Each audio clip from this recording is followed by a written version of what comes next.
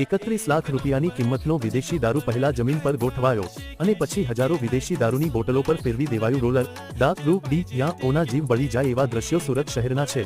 સુરતના ઝોન 4માં આવતા 6 પોલીસ સ્ટેશનોમાં પકડાયેલા વિદેશી દારૂનો આજે નાશ કરવામાં આવ્યો. શહેરના ડીસીપી ઝોન 4 હેઠળના અઠવા, ઉમરા, પાંડેસરા, વેસુ, અલથાણ અને કટારગામ પોલીસ દ્વારા પ્રોહિબિશનના કુલ 131 કેસ કરવામાં આવ્યા હતા. આ દરમિયાન 31 લાખ રૂપિયાથી વધુનો દારૂ પકડાયો હતો. પછી આ દારૂના જથ્થાને એક જગ્યાએ લાવવામાં આવ્યો અને પછી તો દારૂના બોટલ ઉપર ચલાવાયું બુલડોઝર. દ્રશ્યો એવા કે જમીન પર દારૂની નદીઓ વહેતી હોય એમ લાગતું હતું. મિત્રો, તમે કોના રિએક્શન જોઈને ચોંકી ગયા? કોમેન્ટમાં લખો. કયું ટાઈમ સ્ટેમ્પ તમને સૌથી શોપિંગ લાગ્યું? આ સમગ્ર કાર્યવાહી શહેરના ઉચ્ચ અધિકારીઓ, નશા આબકારી વિભાગ અને એસડીએમની ઉપસ્થિતિમાં કરાઈ હતી. આવી ક્રાઇમ અને એક્શનથી ભરેલી ખબર જો તમને ગમી હોય તો લાઈક કરો, શેર કરો અને હા, જનતા ન્યૂઝ ગુજરાતી ચેનલને સબસ્ક્રાઇબ કરવાનું ભૂલતા નહીં. તમારું સપોર્ટ અમારી સૌથી મોટી તાકાત છે.